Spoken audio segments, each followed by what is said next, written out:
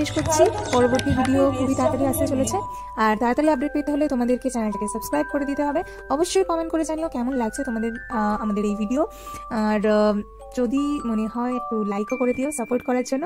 আর একটা কথা, তোমরা সবাই খুব ভালো থেকো, সুস্থ থেকো।